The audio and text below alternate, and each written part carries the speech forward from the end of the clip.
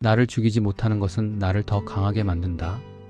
프리드리히 니체가 남긴 이 한 문장은 단순한 격언이 아닙니다. 이것은 인간이 고통 앞에서 무너지지 않고 오히려 그 고통을 디딤돌 삼아 더 높이 올라설 수 있다는 철학적 선언입니다. 오늘 저는 여러분과 함께 주식 투자에서의 실패, 그 깊은 상처와 후회, 그리고 그 너머에 있는 진짜 힘에 대해 이야기하려 합니다. 60대 혹은 그 전후의 나이에 주식시장에서 큰 손실을 경험한다는 것은 단순히 돈을 잃는 문제가 아닙니다. 그것은 평생 쌓아온 노동의 결실이 한순간에 무너지는 것이고 가족에게 미안한 마음이 밀려오는 것이며 무엇보다 자신에 대한 신뢰가 흔들리는 경험입니다. 내가 왜 그랬을까? 내가 너무 욕심을 부렸나? 이제 남은 시간도 얼마 없는데 어떻게 회복하지라는 생각들이 밤마다 여러분을 괴롭히고 있을지도 모릅니다. 하지만 니체는 말합니다. 주식에서의 실패는 인생의 일부이며 오히려 영혼을 단련하는 시간이라고. 실패는 끝이 아니라 새로운 시작의 신호이며 상처는 우리를 더 깊은 인간으로 만드는 통로라고. 오늘 이 시간 동안 저는 니체의 철학을 빌려 여러분에게 위로를 전하고 동시에 다시 일어설 수 있는 구체적인 지혜를 함께 나누고자 합니다. 지금 이 순간 여러분의 마음이 무겁다면 그것은 당연한 것입니다. 하지만 그 무게를 짊어지고 있는 여러분은 이미 강한 사람입니다. 이제 그 무게를 어떻게 다루고 어떻게 변화시킬 것인지를 함께 배워보겠습니다. 니체가 본 인간의 본질. 니체는 19세기 독일의 철학자로 그의 삶 자체가 고난과 실패의 연속이었습니다. 그는 평생 병약했고 사회로부터 오해받았으며 사랑했던 여인에게 거절당했고 결국 정신적 붕괴를 겪으며 생을 마감했습니다. 하지만 바로 그 고통 속에서 니체는 인간 존재의 가장 깊은 진실을 발견했습니다. 니체의 대표작 차라투스트라는 이렇게 말했다 해서 그는 이렇게 말합니다. 인간은 극복되어야 할 그 무엇이다. 이 말은 우리가 지금 있는 자리에 머물러서는 안 된다는 뜻입니다. 우리는 끊임없이 자신을 넘어서야 하며 그 과정에서 겪는 고통과 상처는 바로 성장의 신호입니다. 주식시장에서 돈을 잃었을 때 우리는 보통 두 가지 반응을 보입니다. 하나는 자신을 무능하다고 자책하는 것이고 다른 하나는 시장을 탓하며 분노하는 것입니다. 하지만 니체는 이 두 가지 모두 잘못된 반응이라고 말합니다. 왜냐하면 실패 그 자체에는 선도 악도 없기 때문입니다. 실패는 그저 하나의 사건이며 그 사건을 어떻게 해석하고 어떻게 대응하느냐가 우리의 인격을 결정합니다. 상처에서 힘으로 가는 세 단계. 니체의 철학을 현대 심리학과 결합하면 상처가 힘으로 변화하는 과정을 세 단계로 나눌 수 있습니다. 첫 번째 단계는 상처의 인정입니다. 많은 분들이 실패를 인정하지 못하고 계속 부인합니다. 이건 일시적인 것이야, 곧 회복될 거야 라고 스스로를 속입니다. 하지만 니체는 말합니다. 진실을 직시하지 못하는 자는 영원히 그 진실의 노예가 된다고. 여러분이 주식에서 손실을 봤다면 그것을 있는 그대로 인정해야 합니다. 나는 돈을 잃었다. 내 판단이 틀렸다. 이것은 고통스럽다. 이렇게 분명하게 인정하는 순간 비로소 치유가 시작됩니다. 두 번째 단계는 성찰입니다. 상처를 인정했다면 이제 그 상처가 왜 생겼는지를 깊이 들여다봐야 합니다. 주식 투자에서 실패한 이유는 무엇이었습니까? 정보가 부족해서였습니까? 욕심이 과했습니까? 아니면 두려움 때문에 제때 손절하지 못했습니까? 니체는 도덕의 계보에서 인간의 행동 뒤에 숨은 진짜 동기를 파헤칩니다. 우리는 겉으로는 합리적인 결정을 내렸다고 생각하지만 실제로는 감정과 본능에 지배당하는 경우가 많습니다. 60대에 주식 투자를 하는 많은 분들이 사실은 존재 증명을 하고 싶어 합니다. 나는 아직도 할 수 있다. 나는 여전히 유능하다는 것을 스스로에게 그리고 가족에게 증명하고 싶은 것입니다. 이것은 나쁜 동기가 아닙니다. 오히려 매우 인간적이고 자연스러운 욕구입니다. 하지만 이 욕구가 과도해지면 판단을 흐리게 만듭니다. 성찰이란 바로 이런 자신의 내면을 들여다보는 용기입니다. 세 번째 단계는 힘으로의 변환입니다. 상처를 인정하고 그 원인을 성찰했다면 이제 그것을 힘으로 바꿀 차례입니다. 니체는 힘의 의지라는 개념을 제시했습니다. 이것은 단순히 권력이나 지배를 추구하는 것이 아니라 자기 자신을 극복하고 더 나은 존재로 성장하려는 근본적인 욕구를 의미합니다. 주식에서 실패했다면 그 실패를 통해 여러분은 무엇을 배웠습니까? 시장의 변동성을 이해하게 되었습니까? 자신의 위험 감수 능력을 정확히 알게 되었습니까? 감정 조절의 중요성을 깨달았습니까? 이 모든 것들이 바로 힘입니다. 여러분은 이제 예전에 여러분보다 더 많이 알고 더 깊이 이해하며 더 현명하게 판단할 수 있는 사람이 되었습니다. 왜 사람은 주식시장에서 무너지는가? 주식시장에서 사람들이 무너지는 이유는 의지가 약해서가 아닙니다. 니체는 이렇게 말합니다. 대부분의 사람들은 자기 자신을 오해하고 있다. 우리는 스스로를 합리적이고 이성적인 존재라고 생각하지만 실제로는 감정과 본능에 훨씬 더 많이 지배받습니다. 행동경제학자 데니얼 카너먼은 인간에게는 두 가지 사고 시스템이 있다고 말합니다. 시스템 1은 빠르고 직관적이며 감정적입니다.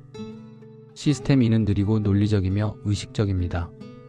주식 투자를 할 때 우리는 시스템 2를 사용한다고 생각하지만 실제로는 시스템 1이 대부분의 결정을 내립니다. 주가가 오르면 흥분하고 떨어지면 공포를 느끼며 남들이 사면 따라 사고 손해가 나면 회복할 때까지 기다립니다. 이 모든 것이 감정의 지배를 받는 행동입니다. 니체가 살았던 19세기에는 행동경제학이라는 학문이 없었지만 그는 이미 인간의 이런 본성을 꿰뚫고 있었습니다. 그는 선악의 저편에서 이렇게 말합니다. 인간은 자신이 원하는 것을 먼저 믿고 그 다음에 그것을 사실로 만들기 위한 근거를 찾는다. 주식 투자에서도 마찬가지입니다. 우리는 어떤 주식이 오를 것이라고 믿고 싶어하고 그 믿음을 정당화하기 위해 온갖 정보를 끌어모읍니다. 반대되는 신호는 무시하거나 축소하고 자신에게 유리한 정보만 받아들입니다. 이것이 바로 자신에 대한 오해입니다. 우리는 스스로를 객관적이고 합리적이라고 오해하지만 실제로는 편향되고 감정적입니다. 이 오해가 무너질 때, 즉 주식이 폭락하고 손실이 확정될 때 우리는 엄청난 충격을 받습니다. 그것은 돈의 손실뿐만 아니라 자아상의 붕괴이기 때문입니다. 고통은 성장의 신호다. 니체는 고통을 두려워하지 않았습니다. 오히려 그는 고통을 환영했습니다. 왜냐하면 고통이야말로 우리가 성장하고 있다는 증거이기 때문입니다. 그는 이렇게 말합니다.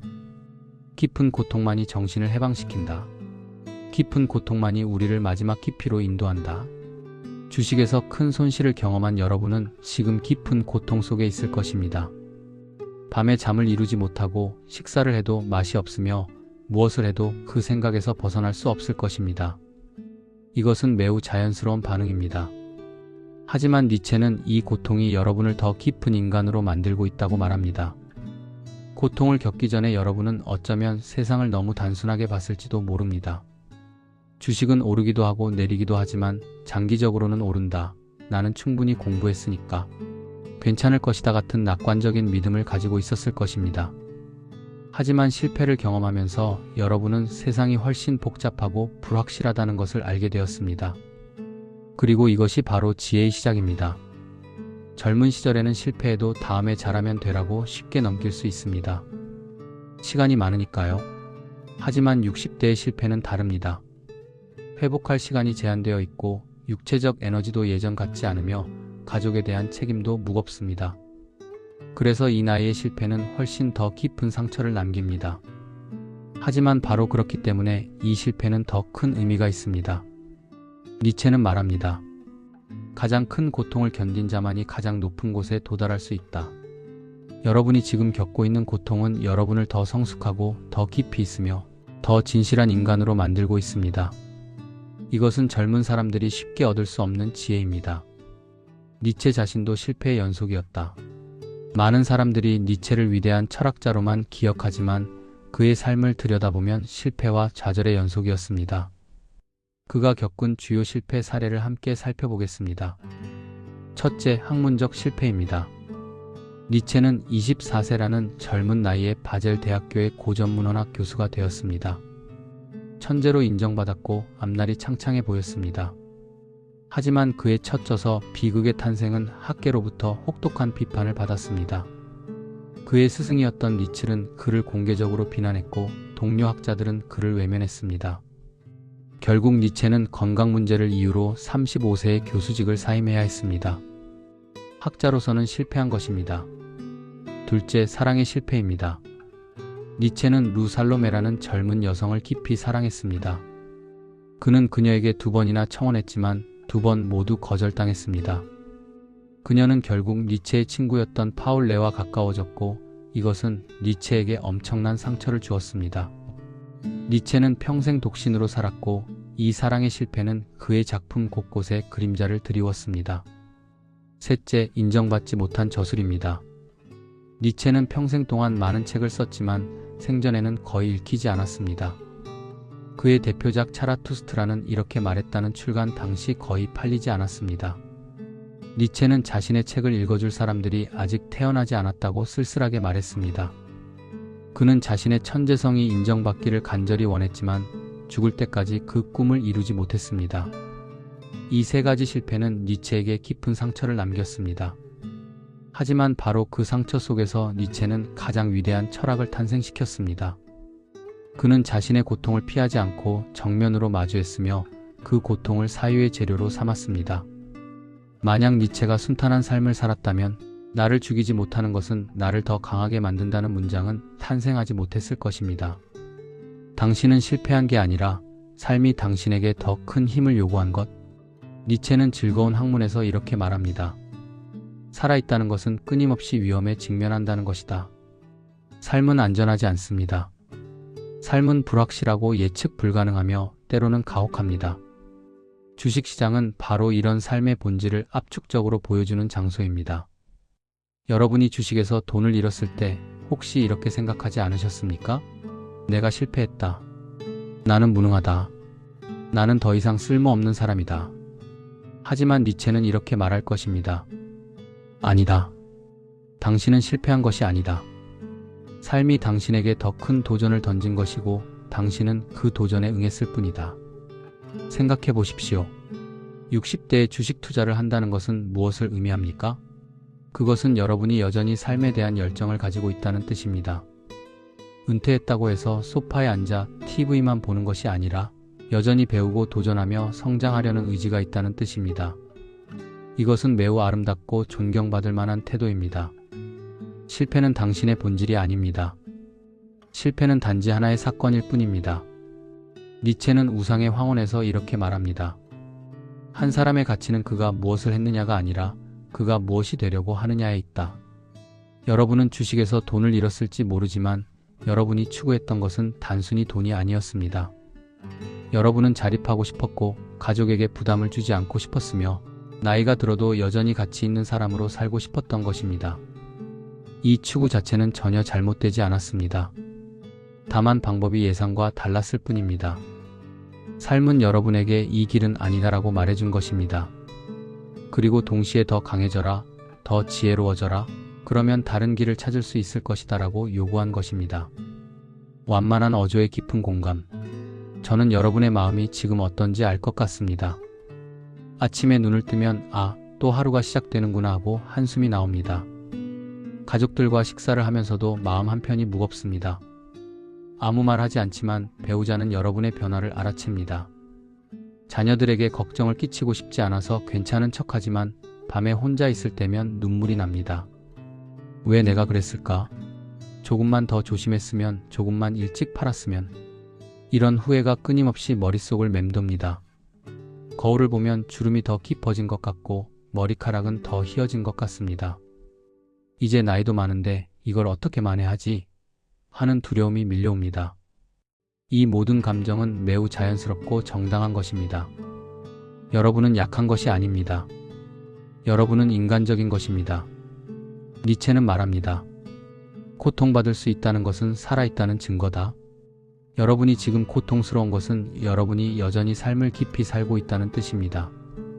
저는 여러분에게 빨리 극복하세요 같은 말을 하지 않겠습니다. 그것은 잔인한 말입니다. 상처는 저마다의 시간이 필요합니다. 니체조차도 루살로메의 거절에서 회복하는 데 몇 년이 걸렸습니다. 여러분도 충분한 시간을 가지십시오. 슬퍼할 시간, 후회할 시간, 분노할 시간을 가지십시오. 하지만 그 시간 속에서 천천히, 아주 천천히 변화를 준비하십시오. 니체는 차라투스트라는 이렇게 말했다에서 인간의 3가지 변화를 말합니다. 낙타에서 사자로, 사자에서 어린아이로. 지금 여러분은 낙타의 단계에 있습니다. 무거운 짐을 지고 사막을 건너는 낙타처럼 여러분은 고통이라는 무거운 짐을 지고 있습니다. 하지만 이것은 필요한 과정입니다. 이 짐을 지고 견디는 동안 여러분의 내면은 변화하고 있습니다. 곧 여러분은 사자가 될 것입니다. 사자는 아니오라고 말할 수 있는 힘을 가진 존재입니다. 여러분은 과거의 자신에게 아니오라고 말하게 될 것입니다. 나는 더 이상 그런 식으로 살지 않겠다고. 그리고 마지막으로 여러분은 어린아이가 될 것입니다. 어린아이는 순수한 시작이며 새로운 가능성입니다. 어린아이는 과거에 얽매이지 않고 미래를 자유롭게 창조합니다. 왜 사람은 잃은 돈에 집착할까? 행동경제학에는 손실회피라는 개념이 있습니다. 이것은 사람들이 같은 금액의 이득보다 손실에 훨씬 더 민감하게 반응한다는 것을 의미합니다. 연구에 따르면 사람들은 100만 원을 잃는 고통을 100만 원을 얻는 기쁨의 약 2배로 느낍니다. 왜 그럴까요? 진화 심리학자들은 이것이 인간의 생존 본능에서 비롯되었다고 설명합니다. 원시시대의 음식이나 자원을 잃는 것은 곧 생존의 위협이었습니다. 반면 조금 더 많은 음식을 얻는 것은 좋기는 하지만 생존에 결정적인 것은 아니었습니다. 그래서 우리의 뇌는 손실에 과도하게 반응하도록 진화했습니다. 주식 투자에서도 마찬가지입니다. 여러분이 1000만 원을 벌었을 때의 기쁨보다 1000만 원을 잃었을 때의 고통이 훨씬 더 큽니다. 그리고 이 고통은 단순히 돈의 문제가 아닙니다. 그 돈에는 여러분의 시간과 노력, 희망과 기대가 담겨 있기 때문입니다. 니체는 이것을 다른 방식으로 설명합니다. 그는 원한 RESSENTIMENT라는 개념을 제시했습니다. 원한이란 과거의 상처나 불의에 계속 붙잡혀 있는 상태를 말합니다. 주식에서 돈을 잃은 사람들은 종종 이 원한에 빠집니다. 왜 그때 내가 팔지 않았을까? 왜 그 주식을 샀을까? 저 사람이 나한테 추천만 하지 않았어도 같은 생각에 사로잡힙니다. 니체는 이 원한이야말로 계속 인간을 가장 약하게 만드는 감정이라고 말합니다. 왜냐하면 원한은 과거에 붙잡혀 있게 만들고 미래를 향한 힘을 소진시키기 때문입니다. 그는 차라투스트라는 이렇게 말했다 해서 이렇게 말합니다. 모든 복수심과 원한의 가르침은 되었던 것에 대한 의지의 일을 가는 소리다. 시간 매몰 비용의 심리. 경제학에는 매몰 비용의 오류라는 개념이 있습니다. 이것은 이미 투자한 시간이나 돈 때문에 잘못된 결정을 계속 이어가는 현상을 말합니다. 예를 들어 주식이 계속 떨어지는데도 이미 이만큼 잃었는데 지금 팔면 손해가 확정된다고 생각하며 계속 보유하는 것입니다. 60대에는 이 매몰 비용이 단순히 돈만을 의미하지 않습니다. 그것은 여러분의 삶의 시간입니다. 내가 평생 일해서 모은 돈인데 이제 남은 시간도 얼마 없는데 같은 생각이 매몰 비용을 더욱 무겁게 만듭니다. 니체는 시간에 대해 독특한 관점을 가지고 있었습니다. 그는 영겁회귀라는 개념을 제시했는데 이것은 모든 순간이 무한히 반복된다는 사상입니다. 만약 여러분의 모든 선택과 경험이 영원히 반복된다면 여러분은 지금 이 순간을 어떻게 살겠습니까? 이 질문은 매몰 비용의 관점을 완전히 바꿉니다. 과거는 이미 지나갔고 그것이 영원히 반복된다 하더라도 여러분은 그것을 바꿀 수 없습니다. 하지만 지금 이 순간 그리고 앞으로의 순간은 여러분의 선택에 달려 있습니다. 과거에 1000만 원을 잃었다는 사실은 변하지 않습니다. 하지만 그 1000만 원의 손실을 어떻게 의미 부여하고 어떻게 대응하느냐는 여러분이 결정할 수 있습니다. 과거가 아니라 미래를 선택하는 법. 니체는 반시대적 고찰에서 역사와 망각의 관계에 대해 깊이 탐구합니다. 그는 과도한 역사의식이 오히려 삶을 방해한다고 지적합니다. 과거를 너무 많이 기억하고 과거에 너무 집착하면 현재를 살 수 없게 됩니다. 동물들을 보십시오. 소는 풀을 뜯다가 천둥 소리에 놀라 도망갑니다. 하지만 위험이 지나가면 다시 평온하게 풀을 뜯습니다. 소는 과거의 공포를 기억하지 않습니다. 인간만이 과거를 끊임없이 되새기고 그것에 괴로워합니다. 하지만 니체는 완전한 망각을 주장하지는 않습니다. 그는 적극적 망각을 말합니다. 이것은 과거를 의식적으로 선택하여 잊는 것을 의미합니다. 여러분에게 도움이 되지 않는 기억, 여러분을 약하게 만드는 후회는 의식적으로 내려놓아야 합니다. 구체적으로 어떻게 할 수 있을까요? 첫째, 과거를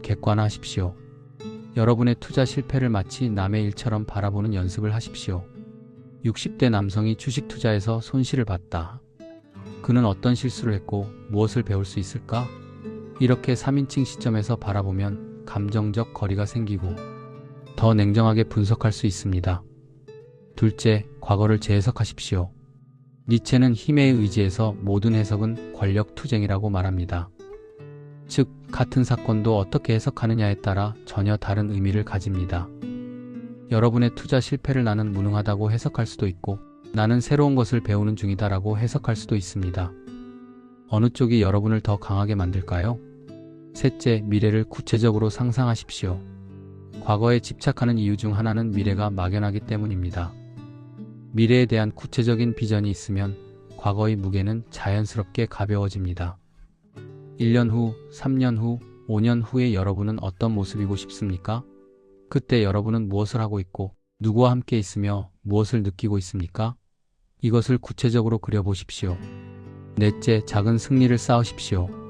큰 손실은 큰 성공으로만 회복할 수 있다는 생각은 위험합니다. 대신 작은 승리들을 쌓아가십시오. 오늘 아침 산책을 했다. 오늘 좋은 책을 한 장 읽었다. 오늘 손자와 즐겁게 놀았다. 이런 작은 승리들이 모여서 여러분의 자존감을 회복시킵니다. 다섯째, 용서를 실천하십시오.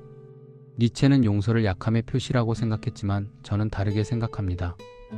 자신을 용서하는 것은 가장 큰 힘입니다. 나는 인간이다. 실수할 수 있다. 그리고 그것은 괜찮다. 이렇게 말할 수 있는 사람이 진정 강한 사람입니다. 많은 사람들이 나이가 들면 더 이상 성장할 수 없다고 생각합니다. 하지만 이것은 편견입니다. 뇌과학 연구에 따르면 인간의 뇌는 죽을 때까지 변화하고 성장할 수 있습니다. 이것을 신경가소성이라고 합니다. 니체는 60세를 넘기지 못하고 세상을 떠났지만 만약 그가 더 오래 살았다면 더 많은 것을 창조했을 것입니다. 그의 철학은 나이와 무관하게 끊임없는 자기 극복을 추구합니다. 니체는 차라투스트라는 이렇게 말했다 해서 이렇게 말합니다. 인간은 동물과 초인 사이의 메인 밧줄이다. 심연 위의 메인 밧줄이다. 이 말은 인간이 고정된 존재가 아니라 끊임없이 변화하는 존재라는 뜻입니다. 여러분이 60대든 70대든 80대든 여러분은 여전히 그 밧줄 위에 있습니다. 여러분은 여전히 변할 수 있고 성장할 수 있으며 더 나은 사람이 될 수 있습니다. 실제로 많은 위대한 인물들이 60대 이후에도 놀라운 성취를 이뤘습니다. 피카소는 80대까지 그림을 그렸고 베르디는 80대에 오페라를 작곡했으며 프랭크 로이드 라이트는 90대에 건축물을 설계했습니다. 이들은 나이를 핑계로 삼지 않았습니다. 오히려 나이를 지혜로 삼았습니다. 니체의 철학을 바탕으로 주식 투자 실패를 극복하는 구체적인 방법들을 제시하겠습니다. 1. 자기 규율 감정의 주인이 되라. 니체는 선악의 저편에서 자기 자신을 지배하지 못하는 자는 다른 누군가의 지배를 받게 된다고 말합니다.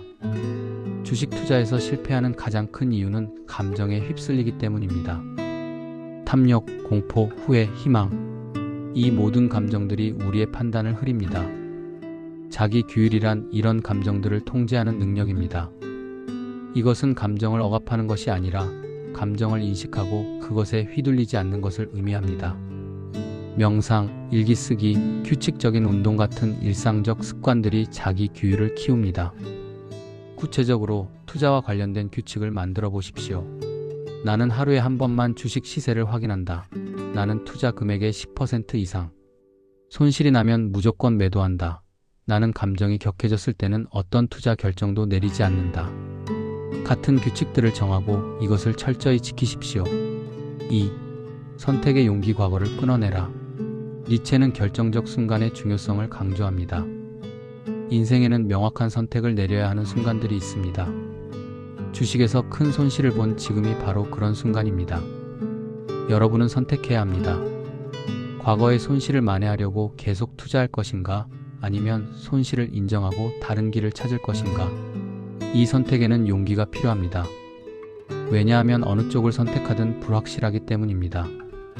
니체는 즐거운 학문에서 아모르 파티에머 FATI, 즉 운명애를 말합니다. 이것은 자신의 운명을, 자신의 과거를 있는 그대로 사랑하는 것을 의미합니다. 여러분이 주식에서 손실을 본 것도 여러분의 운명입니다. 그것을 저주하지 말고 그것을 받아들이십시오. 그리고 그 위에서 새로운 선택을 하십시오. 3. 경험 재해석 실패를 자산으로 바꾸라. 같은 경험도 어떻게 해석하느냐에 따라 전혀 다른 의미를 가집니다. 에디슨은 전구를 발명하기까지 수천 번의 실패를 했습니다. 누군가 당신은 수천 번이나 실패했군요 라고 하자 에디슨은 이렇게 답했습니다. 나는 실패한 것이 아니다. 전구를 만들지 못하는 수천 가지 방법을 발견한 것이다. 여러분의 주식 투자 실패도 마찬가지입니다. 여러분은 실패한 것이 아닙니다. 여러분은 이렇게 하면 안 된다는 것을 배운 것입니다. 이것은 매우 값진 지식입니다. 많은 사람들이 이것을 배우지 못해서 같은 실수를 반복합니다. 이제 여러분은 시장의 변동성을 알고 자신의 위험 감수 능력을 알며 감정 조절의 중요성을 알고 정보의 한계를 압니다. 이 모든 것이 여러분의 자산입니다. 만약 여러분이 다시 투자를 한다면 이 지식이 여러분을 보호할 것입니다. 만약 여러분이 투자를 하지 않기로 결정한다면 이 지식은 여러분이 다른 삶의 영역에서 더 현명한 선택을 하도록 도울 것입니다. 4. 책임의 철학 변명하지 마라. 니체는 책임이라는 개념을 매우 중요하게 다룹니다. 그는 인간이 자신의 삶에 대해 완전한 책임을 져야 한다고 주장합니다. 이것은 가혹하게 들릴 수 있지만 사실은 해방적인 메시지입니다. 많은 사람들이 투자 실패를 남 탓으로 돌립니다. 증권사 직원이 잘못 추천해서 정부 정책이 잘못되어서 시장이 비이성적이어서 등등. 이런 변명들은 일시적으로 마음을 편하게 해줄지 모르지만 장기적으로는 여러분을 약하게 만듭니다. 왜냐하면 남 탓을 하는 순간 여러분은 힘을 잃기 때문입니다. 내가 어쩔 수 없었다고 말하는 순간 여러분은 스스로를 희생자로 만듭니다. 희생자는 힘이 없습니다. 희생자는 변화시킬 수 없습니다. 대신 이렇게 말하십시오. 나는 그 투자를 선택했다. 그것은 내 결정이었다. 결과가 좋지 않았지만 그것도 내 책임이다. 이렇게 말하는 순간 여러분은 힘을 되찾습니다. 왜냐하면 여러분이 그 선택을 했다면 다음에는 다른 선택을 할 수 있기 때문입니다. 책임을 진다는 것은 자신을 비난하는 것이 아닙니다. 그것은 자신의 힘을 인정하는 것입니다. 나는 실수할 수도 있지만 나는 또한 배울 수도 있고 성장할 수도 있으며 다음에는 더 잘할 수도 있다. 이것이 진정한 책임의 철학입니다. 5. 삶의 의지 재점화 다시 열정을 찾아라. 니체 철학의 핵심은 힘의 의지입니다. 이것은 단순히 권력이나 지배를 추구하는 것이 아니라 삶 자체에 대한 긍정과 열정을 의미합니다. 니체는 차라투스트라는 이렇게 말했다 해서 이렇게 말합니다. 나는 너희에게 초인을 가르친다. 초인은 대지의 의미다.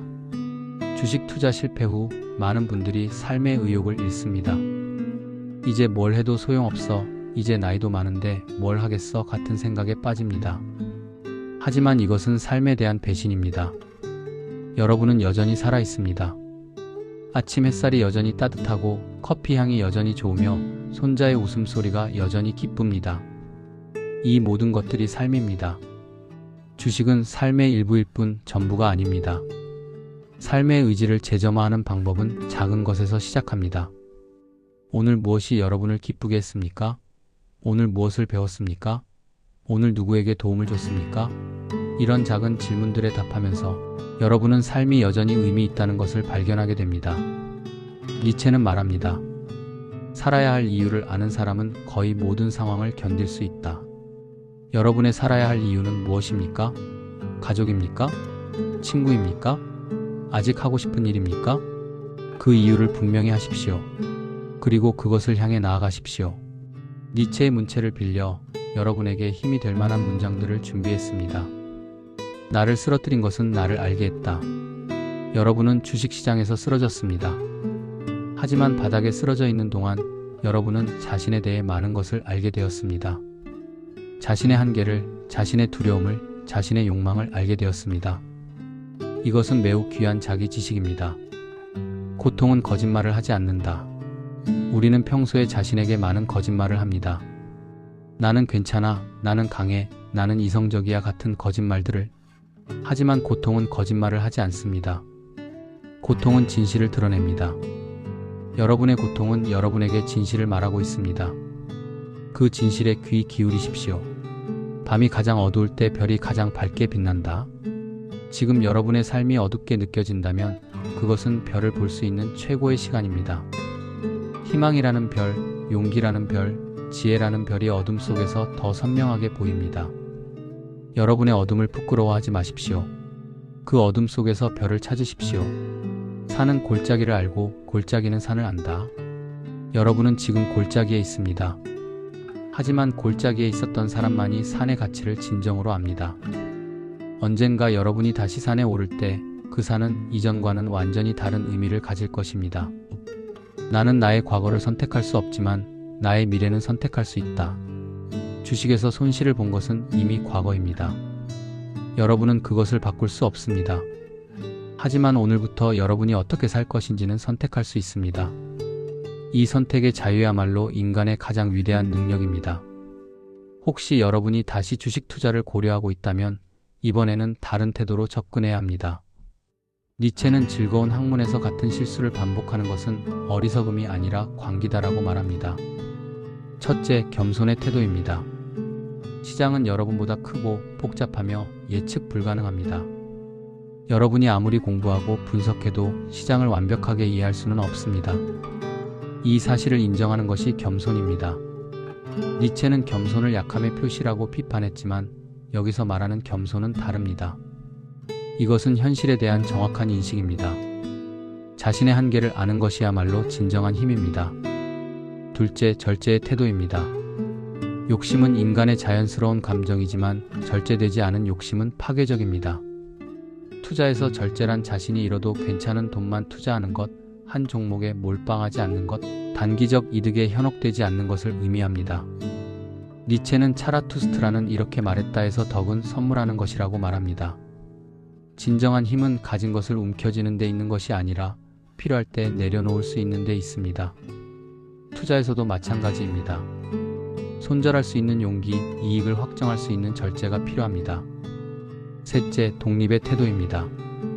많은 사람들이 남의 추천에 따라 투자합니다. 증권사 직원의 말, 유튜버의 분석, 친구의 조언을 무비판적으로 받아들입니다.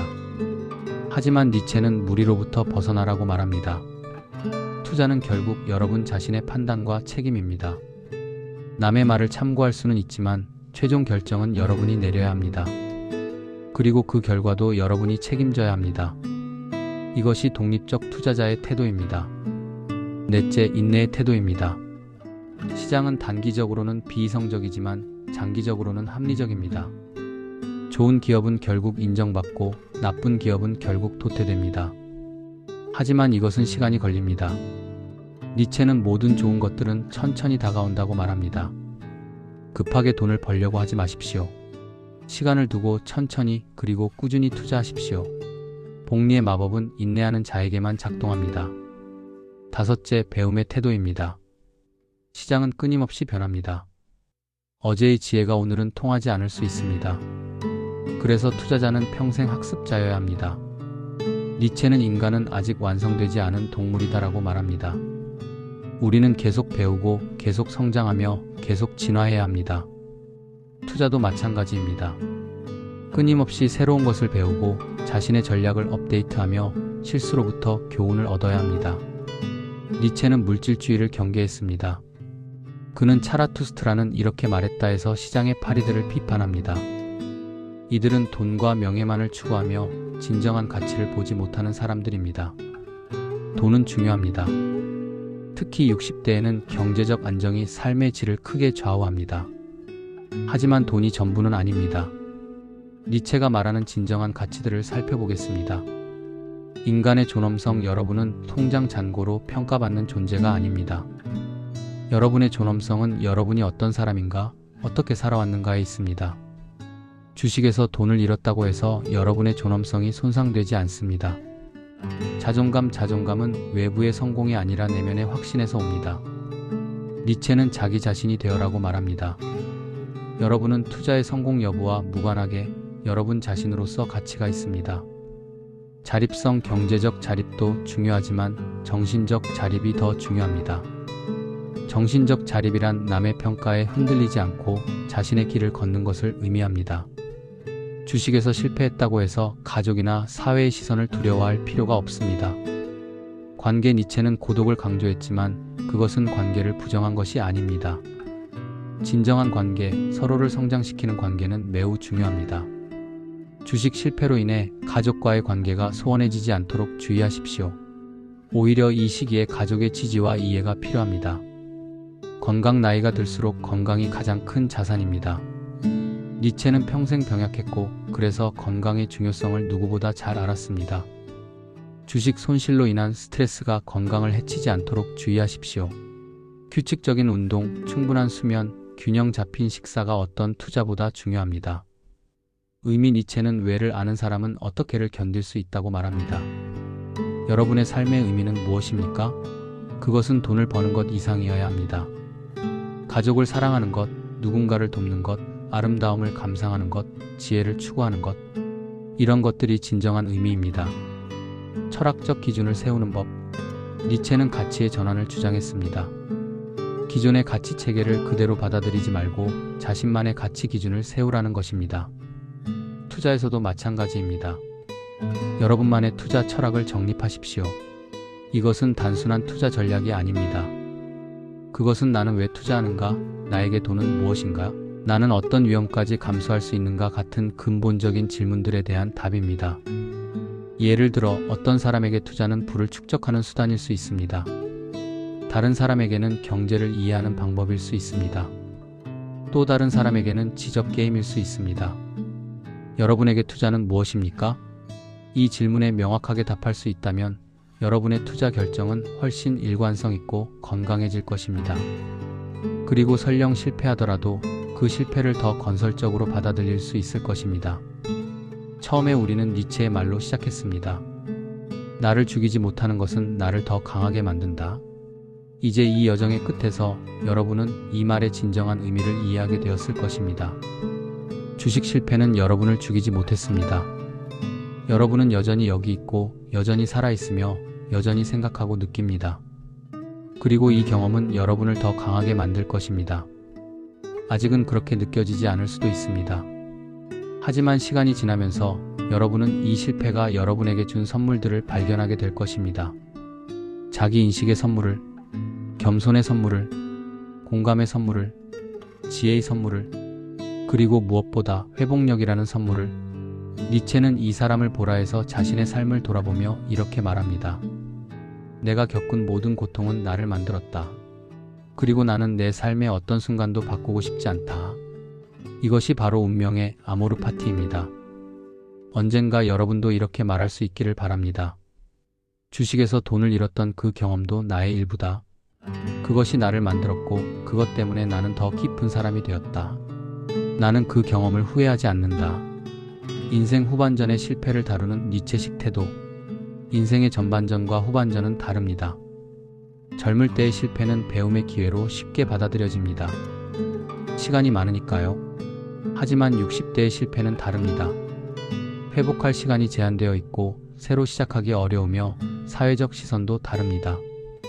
하지만 바로 이것이 60대 실패의 가치입니다. 니체는 말합니다. 가장 위대한 경험은 가장 늦게 온다.